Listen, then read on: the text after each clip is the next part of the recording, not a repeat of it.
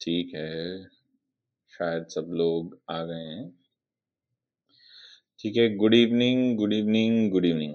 सबको good evening students, आपका बहुत-बहुत स्वागत है टी-सेट्स के ऑफिशियल यूट्यूब चैनल में। मेरा नाम आशुतोष दीक्षित है और आपका बहुत-बहुत स्वागत है हमारी डेली लाइव क्लासेस के स्केड्यूल में।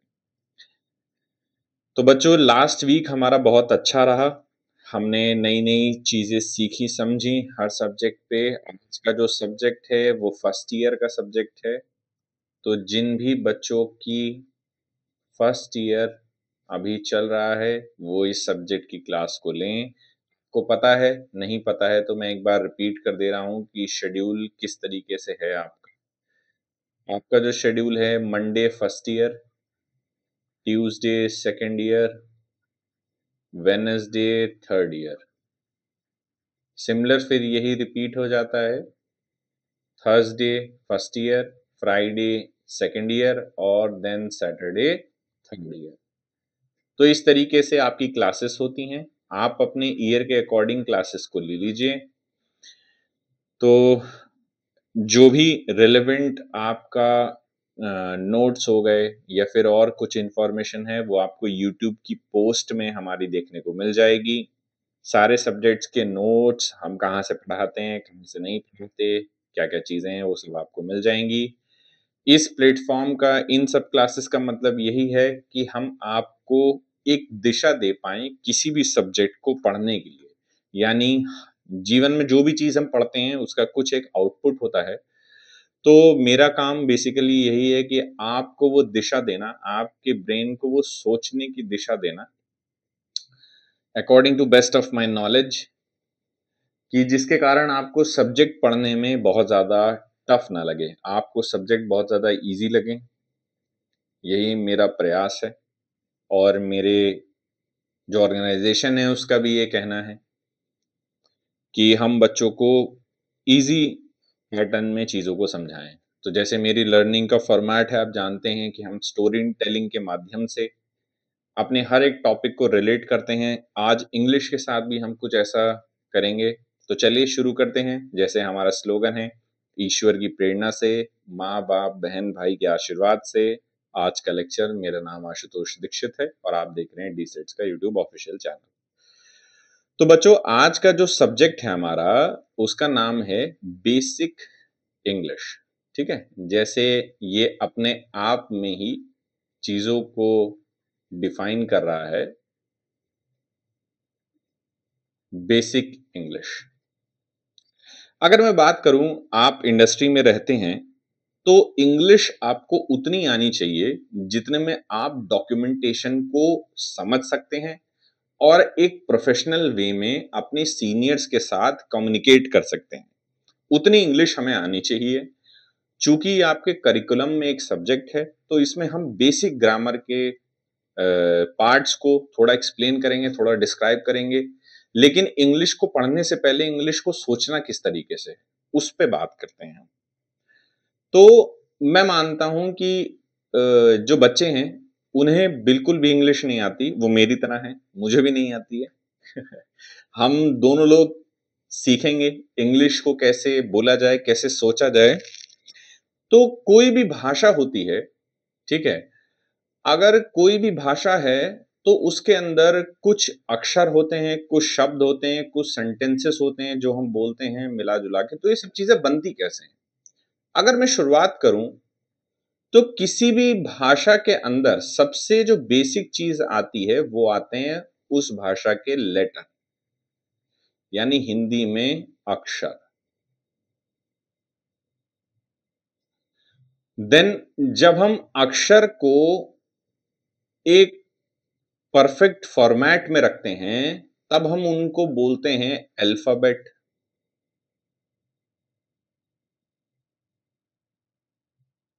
जब हम अल्फाबेट को इस तरीके से अरेंज करते हैं कि उसका कुछ मीनिंगफुल आउटपुट निकलता है तो हम उनको बोलते हैं वर्ड्स। और फिर जब हम वर्ड्स के भी कॉम्बिनेशन समझ जाते हैं कि किस वर्ड को कहां पर रखना है, और उसके रखने के बाद एक मीनिंगफुल सेंटेंस कैसे बनाया जा सकता है, उस चीज को हम बोलते हैं सेंटेंस। और यही रखने का जो वर्ड्स को सही जगह पर रखने का तरीका है, ये हम समझेंगे किस वर्ड को कहां रखा जाए और किसकी कैटेगरी में वो आता है, उसको बोलते हैं पार्ट ऑफ स्पीच, यानी बोलने के अलग अलग हिस्से। तो अगर मैं इंग्लिश की बात करता हूं तो इंग्लिश में जो लेटर होते हैं कौन कौन से, ए बी सी, ये तो हो गए लेटर्स। और जब एक लेटर्स का जब हमने एक ग्रुप बनाया तो उसके उस भाषा के अंदर कितने अल्फाबेट हैं वो हम कैसे बताते हैं, यानी उस लैंग्वेज के अंदर वर्णमाला क्या है वो हम बताते हैं अल्फाबेट में। इंग्लिश में कितने हैं, 26 हैं। और ये 26 कैसे बटे हुए हैं, वोवेल और कॉन्सोनेंट में, है ना, जिन्हें हम क्या बोलते हैं, स्वर और व्यंजन बोलते हैं हिंदी में। इन्हीं स्वर और व्यंजन के एक मीनिंगफुल आउटपुट, एक मीनिंगफुल वर्ड हम बनाते हैं, तब हम उन चीज को बोलते हैं वर्ड। फिर वर्ड के बाद सेंटेंस, देन आगे आगे वाली चीजें। तो ऐसे इंग्लिश को हम सोचते हैं, ठीक है। अब हम हर अपने लेक्चर को किसी न किसी कहानी से रिलेट करते हैं। तो आज की कहानी कुछ इस तरीके से है कि इंग्लिश का हम एक घर बनाना चाहते हैं, ठीक है। हम चाहते हैं कि इंग्लिश नाम की एक जगह है, एक बिल्डिंग है, तो हम उसका घर बनाना चाहते हैं। तो सबसे पहले जो बेस चीज है वो हमें क्या रखनी चाहिए, ईंटों का कैसे कॉम्बिनेशन हम करें, किस तरीके की ईंटों को हम रखेंगे तो हमारा बिल्डिंग ब्लॉक स्ट्रांग बनेगा। जब हम यही पैटर्न समझ लेते हैं तभी जाके इंग्लिश की एक बहुत अच्छी बिल्डिंग का निर्माण होता है। तो जैसे मैंने आपको बताया, अल्फाबेट, देन लेटर्स, ठीक है। उसके बाद हम क्या काम कर देते हैं, उनसे कुछ वर्ड बनाते हैं। वर्ड को कहां कहां रखना है ये पार्ट ऑफ स्पीच में समझेंगे। उसके बाद सेंटेंसेस, देन ऑल सब चीजें। तो सोच के कहानी को कुछ इसी तरीके से चलना है कि हम एक बिल्डिंग बना रहे हैं इंग्लिश नाम की, उसमें कुछ कुछ चीजें हैं। इंग्लिश में सबसे पहली जो चीजें आती हैं वो आती हैं हमारी सेंटेंस को लेके, ठीक है। अब मैं बहुत ज्यादा डीप थॉट पे नहीं जाऊंगा क्योंकि मेरा काम यह है इंग्लिश के बारे में सोचना सिखाना, ठीक है। पढ़ना कैसे है वो आप डिसाइड करिएगा। तो इंग्लिश की अगर मैं बात करता हूं तो इंग्लिश में जब सेंटेंसेस की बात आती है, सेंटेंसेस क्या है मैंने बताया, ग्रुप ऑफ वर्ड, ठीक। अब ये जो वर्ड होते हैं इनके अंदर सब्जेक्ट भी होता है और वर्ब भी होता है। सब्जेक्ट का मतलब क्या है, जिस भी व्यक्ति के बारे में बात हो रही होती है ना, वो कहलाता है हमारा सब्जेक्ट। और जो बात हो रही होती है वो होता है प्रेडिकेट। इन सब के कॉम्बिनेशन के बीच में उस सेंटेंस में कुछ ना कुछ एक्शन भी हो रहा होता है या फिर कुछ स्टेट हम बता रहे होते हैं। जैसे मैंने कहा कि आशुतोष इज वॉकिंग, तो यहां पर वॉकिंग क्या हो गया, कुछ एक्शन यानी चलना। और किसके बारे में बात हो रही है, आशुतोष के बारे में, तो वो क्या हो गया, सब्जेक्ट हो गया। तो यानी कि जैसे आप यहां पर भी देख पा रहे होंगे, जब हमने कहा द डॉग, फिर हमने कहा बार्क्स, ठीक है ना। उसके बाद जब हम इन दोनों का कॉम्बिनेशन करते हैं तब जाके हमें एक कंप्लीट थॉट मिल पाता है, यानी द डॉग बार्क्स, ठीक है। अब ये जो सेंटेंसेस होते हैं इसमें ये तो मैंने बताया आपको कंप्लीट थॉट, लेकिन इनकम्प्लीट थॉट क्या होगा, जब हम सिर्फ ये कहें बार्क्स लाउडली, हमने कहा आपको तेज बोलना है ना। मैं वहां पे वो शब्द का इस्तेमाल नहीं करना चाहता, थोड़ा अनप्रोफेशनल होगा, लेकिन यहां पर मैं बात कह रहा हूं बार्क्स लाउडली, यानी आप तेज बोलिए। लेकिन मैंने ये नहीं कहा कौन, ठीक है ना, किसके लिए क्या चीजें, तो ये इनकम्प्लीट सेंटेंसेस की बात आ गई। जब हमें ये नहीं पता होता कि किसके बारे में बात हो रही है और क्यों बात हो रही है। सेंटेंस के बाद जो दूसरी चीज आती है वो आती है हमारे पास फ्रेज, फ्रेजेस। फ्रेजेस क्या बात कहता है, जहां पर हमारे पास सब्जेक्ट और वर्ब दोनों एक साथ प्रेजेंट ना हो, दोनों में से कोई एक चीज प्रेजेंट हो, उस तरीके के सेंटेंसेस को हम फ्रेज बोलते हैं। अब देखिए कैसे मैं कहना चाह रहा हूं। A phrase is a group of related word that work together as a unit with a sentence but unlikely a complete sentence. जैसे अभी हमने क्या करा, बार्क लाउडली, लेकिन वहां सब्जेक्ट तो है ही नहीं, सिर्फ एक्शन हो रहा है। It does not contain both subject performing an action and a verb. या तो वहां पर वर्ब होगा या फिर एक्शन होगा, या फिर हो सकता है कहीं कहीं पर दोनों भी ना हो। Phrases are building blocks that are add richness, detail, colour to the sentence. किसी भी सेंटेंस के अंदर ये उसकी क्षमता को और ज्यादा निखारते हैं, डिटेलिंग करते हैं, ठीक है ना, डिस्क्रिप्टिव बनाते हैं, इंटरेस्टिंग करते हैं उसको।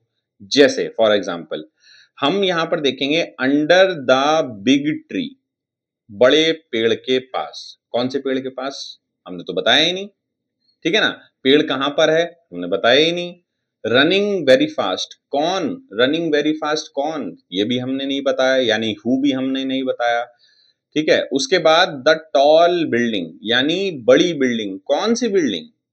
तो जब भी हमें किसी सेंटेंस में वेयर, हु और फिर व्हाट के बारे में पता नहीं चल पा रहा है, तो उस तरीके के सेंटेंसेस को हम फ्रेज कहते हैं, ठीक है। यानी मैंने कहा आशुतोष, अब आशुतोष क्या है, आशुतोष एक नाम है, किसका नाम है, मैंने कहा माई नेम इज आशुतोष, ठीक है। तो जब सिर्फ मैं आशुतोष कह रहा हूं तो पता नहीं बहुत सारी चीजें हो सकती हैं, है ना। लेकिन जब मैंने उसे सिंप्लीफाई करा तो वो कहलाया हमारा, क्या कहलाया आगे देखेंगे। तो टाइप ऑफ फ्रेज की अगर मैं बात करता हूं, अलग अलग तरीके के फ्रेज क्या होते हैं, जहां पर हम देखते हैं पहला होता है नाउन फ्रेज। देखो नाउन फ्रेज के अंदर क्या होता है, नाउन वैसे तो ये पार्ट ऑफ स्पीच के बाद आना था। नाउन होता है पूरे विश्व में किसी भी चीज का अगर हम कुछ नाम ले पा रहे हैं, ठीक है ना, उसका कुछ भी नाम है, वो कहलाता है नाउन। पेन हो गया, मोबाइल हो गया, किसी भी चीज को हम कुछ बोल पा रहे हैं, वो हो गया नाउन। अब यहां पर वो फ्रेज नाउन कैसे कहलाएगा, ये समझने वाली बात है। A group of word that function as a noun typically including a noun and its modifier. जैसे मैंने कहा कार, अब कार बहुत तरीके की है, लेकिन मैंने कहा रेड कार, यानी नाउन था, उसको और मॉडिफाई करा मैंने। स्पीडिंग डाउन द हाईवे, कहां से जा रही है, हाईवे से होती हुई जा रही है, लेकिन किसकी कार है, कौन बैठा है, ये तो पता ही नहीं है हमको, तो यानी फ्रेज हो गया। फ्रेज में भी कौन सा फ्रेज हो गया, नाउन फ्रेज हो गया। उसके बाद वर्ब फ्रेज की बात करें, वर्ब यानी एक्शन और स्टेट को बताना, वहां पे contain main verb plus any helping verb और मॉडिफाई दैट कंप्लीट एक्शन, यानी कि हेल्पिंग वर्ब उसके साथ लगी हुई है, मेन वर्ब भी है वहां पे। रनिंग यानी रन के बाद हमने वर्ब की फॉर्म को चेंज करा और उसके साथ हेल्पिंग वर्ब कौन सी आ गई, इज आ गई। तो यहां पर क्या है, she is running toward the finish line, ठीक है। तो उस तरीके के फ्रेज क्या कहलाएंगे हमारे, वर्ब फ्रेज कहलाएंगे। Adjective phrase, a group of word that describe और मॉडिफाई नाउन, जो नाउन को मॉडिफाई करें या फिर डिस्क्राइब करें, उनको हम क्या करेंगे, telling us more about the qualities, qualities के बारे में और बताएं। एडजेक्टिव का मतलब होता है उस चीज की विशेषताएं, खूबसूरती, मतलब इन सब चीजों के बारे में बात करना। The building very tall and impressive, लेकिन कौन सी बिल्डिंग, कहां पे बिल्डिंग, हमें नहीं मिला ना। आप देखो वॉट, हु, वाई, है ना, वॉट, हु, वाई, वेयर, इन सब चीजों का जवाब हमें किसी भी सेंटेंस में अगर नहीं मिलता है, कोई भी सेंटेंस है, आप उससे पहले सवाल करके देख लो। जैसे उसमें लिखा आशुतोष, हु इज आशुतोष, तो नहीं पता चल रहा है ना। Is there anybody whose name is Ashutosh, तो मतलब आप उस सेंटेंस में सवाल अगर लगा के देख लोगे तो आपको पता चल जाएगा ये फ्रेज है या फिर क्या। फिर एडवर्ब की बात करते हैं। एडवर्ब क्या होता है, जो वर्ब की जगह पर यूज करे जाते हैं। Modify a verb adjective and another adverb, जहां पर क्या है, she spoke quite quickly during the prepositions, यानी कि वो क्वाइट क्विकली, क्विक होता तो यानी कि स्टेट ऑफ एक्शन की बात आ जाती है हमारे पास वहां पे।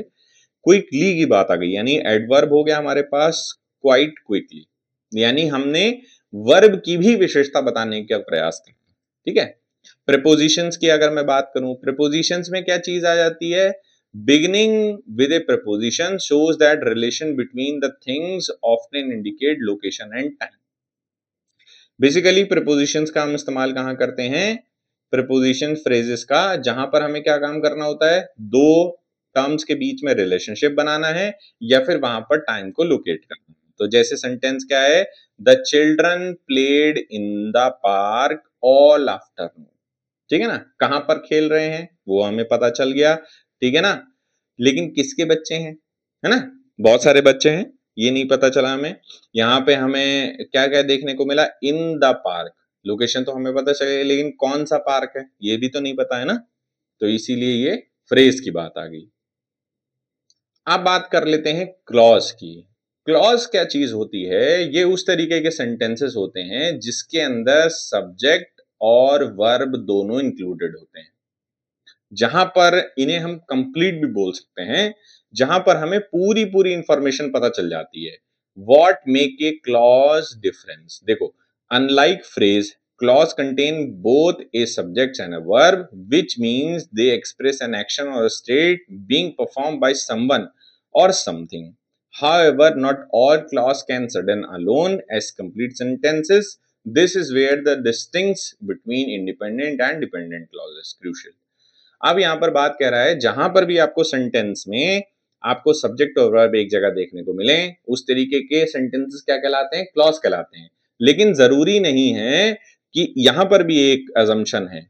एक्सेप्शंस और अजम्पशंस की अगर हम बात करें तो क्या है, इंडिपेंडेंट क्लॉज होते हैं और डिपेंडेंट क्लॉज होते हैं। इंडिपेंडेंट का मतलब जिसे जरूरत नहीं है, वो अपने आप में पूरा थॉट है।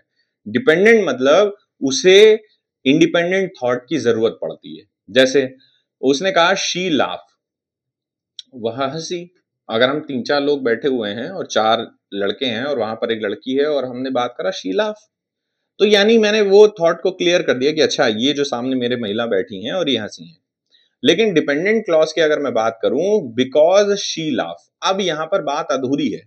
ये है तो क्लॉज, क्योंकि यहां पर ये भी जस्टिफाई हो गया वह हंसी हैं, लेकिन क्यों हंसी हैं, इसके लिए भी हमें एक क्लॉज की जरूरत पड़ेगी, यानी ये डिपेंडेंट क्लॉज हो गया। ठीक है, पहले वाले क्लॉज के ऊपर डिपेंडेंट है। यहां पर जैसे आप देख पा रहे हैं, this raise a question what happened because she laugh, ऐसा क्या हुआ जो वो हंसी है ना, तो वहां पर हमें इस चीज के काम को पूरा करना पड़ेगा। अब क्लॉज जो होते हैं आपस में कैसे काम करते हैं, देखो पहला सिंपल सेंटेंस, दूसरा कंपाउंड और तीसरा कॉम्प्लेक्स, इस चीज को समझना। Contain one independent clause expressing a single complete thought, जब मैं एक सिंगल बात कह रहा हूं और वो खत्म हो गई, जैसे उसने कहा शी लाफ, बात खत्म, यानी सिंपल सेंटेंस हो गए। जैसे आप एग्जाम्पल में भी देख पा रहे होगे आई ईट। उसके बाद कंपाउंड सेंटेंस में क्या है, ज्वाइन टू और मोर इंडिपेंडेंट क्लॉज, दो अलग अलग बातें हो रही थी और हमने उन्हें जोड़ा, तो वो कहलाए इंडिपेंडेंट क्लॉज। कैसे, I ate and I drink, I walk then I stop, दो एक्शन हुए, लेकिन हुए कैसे, मैंने ही करे, दो अलग अलग एक्शन थे, उसके बाद मैंने उसको जोड़ दिया। कॉम्प्लेक्स सेंटेंसेस में क्या चीज आ गई, combined independent clause with one or more dependent clause to shows the relation between the idea, यानी कि हमारे पास एक इंडिपेंडेंट क्लॉज था, दो अलग अलग डिपेंडेंट क्लॉज थे जो पहले वाले पे डिपेंडेंट थे। अब ये बातें बड़ी कंफ्यूजिंग है, सर क्या कह रहे हो डिपेंडेंट इंडिपेंडेंट, ऐसे बात समझो। I ate because I am hungry, मैं क्या कह रहा हूं, आई एट यानी मैंने खाया, बात खत्म, एक बात आ गई। लेकिन सपोर्टिंग रीजन क्यों है, because I am hungry, I do gym because I want to reduce my fat, मैं जिम कर रहा हूं, बात खत्म, लेकिन मैंने उसके साथ और क्या जोड़ा कि इसीलिए कर रहा हूं क्योंकि मुझे फैट रिड्यूस करना है। तो जब भी हम सेंटेंसेस को ऐसे बोलेंगे जिनमें मेरे इंडिपेंडेंट होने के बाद फिर कोई चीज मेरे पास डिपेंडेंट हो रही है, तो उस चीज को हम बोलेंगे कॉम्प्लेक्स सेंटेंसेस। आप पढ़ रहे हैं, क्यों, आप पास होना चाहते हैं, मैंने अगर ये बात कह देता आप पढ़ रहे हैं, क्या हो जाता, सिंपल सेंटेंस हो जाता। अब आप पढ़ रहे हैं ठीक है ना। जैसे हुआ पढ़ने के बाद आप एग्जाम भी दे रहे हैं, तो ये क्या हो जाते हैं, कंपाउंड सेंटेंस हो जाते हैं। आप ही दोनों काम कर रहे हैं, लेकिन आप पढ़ रहे हैं, उसकी वजह क्या है कि आप चाहते हैं कि आपको वीवॉक की डिग्री मिले, जीवन में खुशहाली आए। तो अगला थॉट आता है हमारे पास पार्ट ऑफ स्पीच। देखो पार्ट ऑफ स्पीच, जैसे मैंने बात बताया, पार्ट ऑफ स्पीच का मतलब क्या है। पार्ट ऑफ स्पीच का मतलब है अलग अलग वर्ड्स को सही जगह पे रखने का तरीका। जब हम समझ जाते हैं तो हम उन्हें कहते हैं पार्ट ऑफ स्पीच। जैसे नाउन हो गए, प्रोनाउन हो गए, ठीक है ना, एडजेक्टिव हो गए, वर्ब हो गए, एडवर्ब हो गए, प्रीपोजिशन, कंजक्शन, इंटरजेक्शन, इन सबको समझते हैं क्या चीज है ये नहीं। हेडेक लेने वाली बात नहीं है, अभी तक किसी ने नहीं पढ़ा है तो हम पढ़ेंगे भी उस तरीके से कि कभी भूला ना जाए। तो देखो अगर मैं नाउन की बात करता हूं तो नाउन क्या चीज है। जैसे मैंने बताया पूरे विश्व में कभी भी आप किसी भी चीज को किसी नाम से पुकारोगे तो उसको हम बोलते हैं नाउन। ठीक है, नाउन, समझ गए। उसके बाद आप कहो प्रोनाउन। अगर मैं प्रोनाउन को समझाऊं तो मैं आपसे बोलूं कि छोटे बच्चे हैं, आपने देखा पहली दूसरी क्लास के अगर बच्चे हैं और आप उनको बोलो कि बच्चा लोग आप जो है ना इससे लिखो, और वो ऐसे पता है होना चाहिए किसके ऊपर, कि मेरी बहन अच्छी है। बहनें वैसे अच्छी तो होती नहीं है, मारपीट करती रहती हैं बड़े भाइयों के साथ भी, मेरी वाली तो अच्छी नहीं है बिल्कुल भी। तो है क्या कि क्या नाम है, आप जब ऐसे लिखोगे तो हर बार अपनी बहन का नाम बार बार लिखोगे उसमें, ठीक है ना। जैसे मेरी सिस्टर है ना, तो मैं लिखूंगा गुड़िया इज वेरी गुड गर्ल, गुड़िया keep all her cloth very, arrange them in a very chronological order. तो ये सब चीजें मैं उसके बारे में बोलूंगा, हालांकि झूठी है ये सब बातें, विश्वास मत करना। लेकिन फिर भी क्या चीज है, मैं बार बार उसका नाम ले रहा हूं। लेकिन प्रोनाउन में मैं क्या काम करूंगा, अगर मैं पढ़ लिख के विद्वानी व्यक्ति बन जाऊंगा एक दिन, तो मैं क्या काम करूंगा, मैं बार बार उसका नाम नहीं लूंगा, मैं सिर्फ शी का यूज करूंगा। ठीक है ना, एक बार मैंने गुड़िया लिखा, उसके बाद पूरी अपनी राइटिंग्स में शी का नाम मैं यूज करूंगा, ताकि वो वहां तक पहुंच जाए, मेरे जो सामने वाला व्यक्ति है वो बात को समझ जाए। ठीक है, जब जैसे ही मैंने कहा मेरी बहन, तो आप लोग भी समझ जाएं कि मैं किसकी बात कर रहा हूं।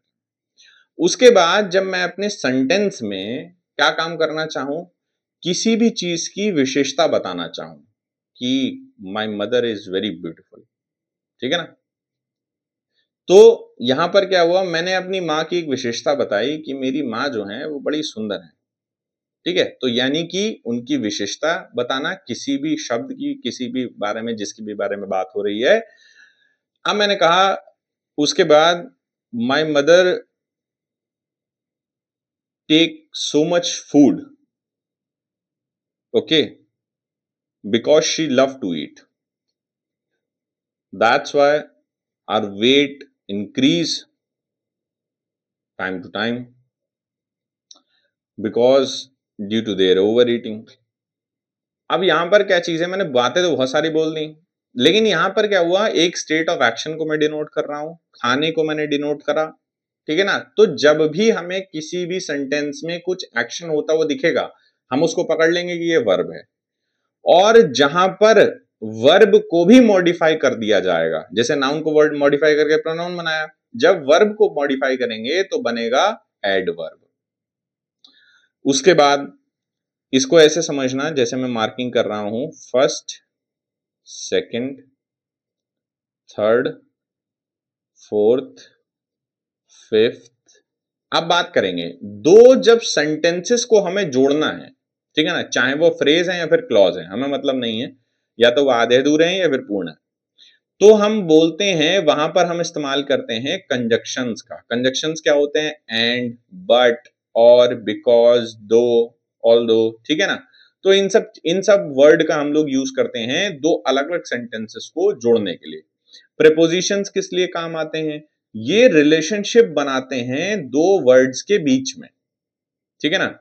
जैसे मैंने कहा my laptop is stick on the table, तो मेरा लैपटॉप और टेबल, इन दोनों के बीच में मैंने एक रिलेशन बनाया, ठीक है ना, ऑन द टेबल। ठीक है, उसके बाद इंटरजेक्शन की अगर मैं बात करूं, अगर मेरे को सडन कोई इमोशन बोलना है, ठीक है ना, सडन कोई एक्सप्रेशन है, मान लीजिए मेरी माता जी आज भी मुझे मार लेती हैं, ठीक है, तो अगर मारने के बाद मेरा रोने का दिल है और मैं सडनली मेरे आंसू निकल जाएंगे, ठीक है, तो वो क्या, वो सडन एक्सप्रेशन मेरा निकला, ठीक है, और उससे मेरी माँ का दिल भर आया और उन्होंने कहा आंसू पोंछो, ठीक है, और जो काम कर रहे थे वो करो, नौटंकी नहीं करना। माओ का प्यार ऐसे ही होता है। तो इंटरजेक्शन मतलब सडन एक्सप्रेशन और फीलिंग जो आपकी है वो वहां पर निकल कर आ रही है, ठीक है। उसके बाद अब जैसे मैंने आपको बताया, मैं पीछे एक बार और रिकॉल कर देता हूं, लेटर, फिर अल्फाबेट। देखो मेरा इंग्लिश उतना अच्छा नहीं है, लेकिन हाँ मैं कोर कॉन्सेप्ट पे काम करता हूँ। तो कहीं अगर तुमको कुछ गलत दिखे तो बता देना, मैं हर एक के पीछे का कोर कॉन्सेप्ट समझ लेता हूँ। अगर कुछ वर्ड्स में अंतर लगता है तो मेरे को बताना, अभी मैं सीख रहा हूँ और भी मैं चीजें सीखूंगा। हो सकता है आप में से भी कोई बहुत अच्छे विद्वानी लोग हों जो इसमें कमेंट करें, तो मैं कोशिश करूंगा उनके जवाब देने की जितना according to best knowledge. Letter, alphabet, फिर हमने कहा वर्ड, फिर उसके बाद सेंटेंस, यहां तक हम चलते हैं, ठीक है ना। अब जब वर्ड को हम समझ लेते हैं, वर्ड में ही पार्ट ऑफ स्पीच आ जाता है हमारा, ठीक है। जब समझ लेते हैं फिर सेंटेंसेस देखते हैं, टेंस वेंस, ये तो बहुत बात की बात है, ठीक है ना। अब यहाँ पर एक सेंटेंस जो है हमारे पास है, हमें इस सबसे पहले बच्चों आपको क्या काम करना है, जो मैं चाहता हूं कि आप लोग करो इंग्लिश सीखने से पहले, जहां कहीं कुछ भी आपको सेंटेंस मिल जाए लिखा हुआ, ठीक है ना, चाहे इंडस्ट्री हो, कोई बड़ा एस्से पकड़ लेना, उसमें आइडेंटिफाई करो कि ये जो वर्ड है ये किस पार्ट ऑफ स्पीच में आता है। तो अगर मैं कहूं जैसे द, तो द किस में आएगा, आर्टिकल में। आर्टिकल क्या है, टाइप ऑफ क्या है, एडजेक्टिव है, ठीक है। क्विक यानी तेज, ये क्या हो गया, क्विक क्या हो गया, यानी तेज। ब्राउन यानी कलर, यानी कि ये क्या बता रहा है, क्वालिटी बता रहा है, ठीक है ना, तो ये क्या हो गया, एडजेक्टिव हो गया, ठीक है। फॉर क्या हो गया, फॉक्स क्या हो गया, सॉरी फॉर कह रहा हूं मैं, ये क्या हो गया, नाउन हो गया, भेड़िया। जंप एक्शन हो गया, यानी कि वर्ब हो गया, ठीक है ना। ओवर, ओवर क्या हो गया, प्रेपोजिशन हो गई हमारे पास। द फिर से हमारे पास क्या हो गया, आर्टिकल हो गया, ठीक है ना। लेजी यानी क्या बता रहा है, डॉग की क्वालिटी बता रहा है हमारे पास, ठीक है ना, तो क्या हो गया, नाउन फ्रेज हो गया हमारे पास। अगर हम इसको पूरा पूरा लें, द लेजी डॉग, ठीक है ना, द लेजी डॉग। अगर इसमें भी मैं करूं तो क्या हो जाएगा, डॉग नाउन हो जाएगा, लेजी क्या हो जाएगा, उसकी क्वालिटी बता रहा है यानी एडजेक्टिव हो गया ये भी, ठीक है ना। द क्या हो गया हमारे फिर से आर्टिकल हो गया। तो यही हमें समझना है कि पार्ट ऑफ स्पीच को हम किस तरीके से लगाएं ताकि ग्रामेटिकल जो हमारा सेंटेंस बना वो करेक्ट बन जाए। पूरी इंग्लिश में बस यही काम करना है हमें कि अलग अलग जो पार्ट ऑफ स्पीच हैं उनको लगाना किस जगह पर है, किस तरीके से लगाना है, यही हम समझते हैं पार्ट ऑफ स्पीच में। एक एक करके पार्ट ऑफ स्पीच आने वाली क्लासेस में हम एक्सप्लोर करेंगे। तो जब हम ये सारी चीजें समझ जाएंगे तब हम जाके अपनी इंग्लिश की बिल्डिंग का अच्छे से निर्माण कर पाएंगे, समझे। अब जैसे मैंने कहा मेन सब्जेक्ट और डिपेंडेंट क्लॉज ये सब चीजें क्या होती हैं, है ना, ये मैंने आपको समझाया। सब्जेक्ट अगर जैसे मैं यहाँ कहूँ कि एक लड़की पढ़ रही है, the girl who loves reading to read sit quietly in the library, ऐसा कभी होता नहीं है। जनरली महिलाएं कभी चुप बैठती नहीं है, मेरा तो अनुभव है 2 महिलाओं के साथ मेरे घर में, मेरी माँ मेरी बहन, ठीक है, तो मेरे को तो कभी ऐसा लगा नहीं।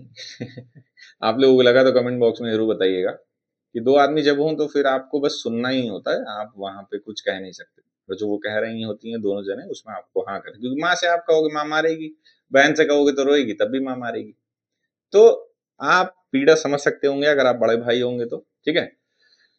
तो the girl who loves to read books sit quietly in the library, एक लड़की है जिसको पसंद है किताबें पढ़ना चुपचाप, वो भी लाइब्रेरी में। ये तो मतलब बड़ा एकदम आइडियलिस्टिक सा शब्द हो गया कि एक लड़की भी है और लाइब्रेरी में भी बैठी है और चुपचाप भी बैठी है। ये तो मतलब कुछ ज्यादा ही मैंने जो है अजम्पशन पे लिख दिया है, मैं माफी चाहूंगा उस चीज के लिए आप लोगों से। तो ये हमारा एक सेंटेंस है। अब आ जाते हैं हमारे कोर कॉन्सेप्ट पे। इसमें हमारे पास मेन सब्जेक्ट क्या हुआ? मेन सब्जेक्ट हुआ लड़की, है ना, द गर्ल, ठीक। उसके बाद आगे की मैं बात करूं, डिपेंडेंट क्लॉज, यानी डिपेंडेंट क्लॉज का मतलब क्या हो गया? इस सब्जेक्ट के ऊपर पूरा जो चीज चल रही होगी उसको हम बोलेंगे प्रेडिकेट। एक सब्जेक्ट हो गया, प्रेडिकेट हो गया, और प्रेडिकेट में ही जो बात आएगी यानी dependent clause, who loves to read books.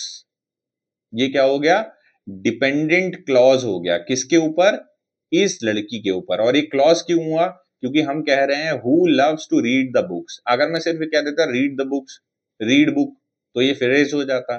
लेकिन यहां पर बोला है उसने who loves to read the books, sit quietly in the library, ठीक है। तो इस तरीके से हम लोग क्लॉजेज, फ्रेज, सेंटेंस, इन सब के बारे में हमने समझा। लेटर और वर्ड्स के बारे में समझा। पार्ट ऑफ स्पीच को हमने कैटेगराइज करा, क्या होता है क्या नहीं होना। मेरे कहने से आपको कुछ भी लिखा हुआ दिख रहा है, जैसे मान लीजिए इस पीपीटी में आपको दिख रहा है why this matters, speak and right clearly. And क्या हो गया? स्पीक क्या हो गया? यानी बोलना एक्शन हो गया, राइट एक्शन हो गया, क्लियरली क्या हुआ, ठीक है ना, मैटर्स क्या हुआ, दिस क्या हुआ। आपको कहीं भी कुछ भी लिखा हुआ दिख रहा है इंग्लिश में, सबसे पहले आइडेंटिफाई करो, अगर इंग्लिश सीखनी है तो, कि ये कौन सा पार्ट ऑफ स्पीच है, ठीक है। उसके बाद ये समझेंगे इसको कहाँ लगाना है। पहले ये हमें पता आना चाहिए कि भैया ये कौन सी कैटेगरी से बिलोंग करता है। अगर क्वेश्चन पेपर आता है तो उसमें सबसे पहले आइडेंटिफाई ये करा जाता है ये किस सब्जेक्ट से है, तब जाके उसको सॉल्व कर पाओगे। इंग्लिश जरूरी क्यों है? अगर मैं बात करूं तो इंग्लिश जरूरी हमारी इसलिए है, हम क्लियर मीनिंग बना सकें, मिस्टेक कम कर सकें, बेटर स्टोरी और मैसेजेस कर सकें, ठीक है ना। और मैसेजेस और स्टोरी से आप मतलब समझ गए होंगे, ठीक है ना, कि कहाँ हमें मैसेज करना है, कहाँ नहीं। नहीं वहां नहीं जहां सोच रहे हो। मैं प्रोफेशनल मैटर में जो मैसेजिंग करनी है वो कहाँ पर करनी है, कैसे हम मेल लिख सकते हैं, क्या क्या फॉर्मेट है, क्या नहीं है, ठीक है। ये सब चीजें धीरे धीरे कर कर आती हैं। आप हमसे जुड़े रहिए, नई नई चीजें सीखेंगे, समझेंगे। आज का लेक्चर अमूमन थोड़ा लंबा हो गया होगा, उसके लिए मैं क्षमा चाहता हूँ, क्योंकि ये सब्जेक्ट ही ऐसा है जहाँ पर हमें आपको एक अप्रोच देने पढ़ने के लिए पहले तो यार खुद भी पढ़ना पड़ता है, ठीक है, फिर उसके बाद क्या नाम है आपको पढ़ाना पड़ता है। तो ये सब चीजें तो उम्मीद है आज का लेक्चर आपको समझ आया होगा। आप शेड्यूल जरूर देख लीजिएगा, क्विज आपको मेंशन मिल जाएगा, वीडियो के डिस्क्रिप्शन में अटेंडेंस लिंक मिलेगा, वहां पर जाके क्लिक करके आप अपनी अटेंडेंस फिल करिएगा। आप ध्यान रखिए हमेशा, जितने भी बच्चे अभी नए जुड़ रहे हैं वो सबसे पहले हमारी जो YouTube की कैटेगरी है WILP प्रोग्राम की, वहां जाके पहले प्रोग्राम को समझिए। नहीं आता है तो कमेंट बॉक्स में मैसेज करिए। मेरी नेक्स्ट वीडियो में, है ना, आज का जो कमेंट है, जो भी कमेंट होंगे, किसी का कोई क्वेश्चन है, क्वेरी है, कल को वीडियो शुरू होने से पहले मैं उन कमेंट की कोशिश करूंगा कि अपने क्षमता के अनुसार, अगर मेरे को उसका जवाब पता है तो मैं दूंगा, नहीं तो मैं पूछ के दूंगा, लेकिन जवाब जरूर दूंगा, ठीक है। क्योंकि आपका काम है एज अ स्टूडेंट सवाल पूछना, एज अ टीचर मेरा काम है जवाब देना। हम इसी फॉर्मल प्रेजेंटेशन को आगे बढ़ाएंगे। तब तक के लिए धन्यवाद। ध्यान रखिए अपना, स्वस्थ रहिए। पॉल्यूशन बहुत ज्यादा जा रहा है, जा नहीं रहा है, आ रहा है, ठीक है ना। तो चीजों का ध्यान रखिए थोड़ा सा। धन्यवाद। उम्मीद है आप सब लोग ठीक होंगे। स्वस्थ रहिए, मिलते हैं आपसे तब तक नेक्स्ट लेक्चर में। Thank you for watching, have a nice day, take care, bye bye.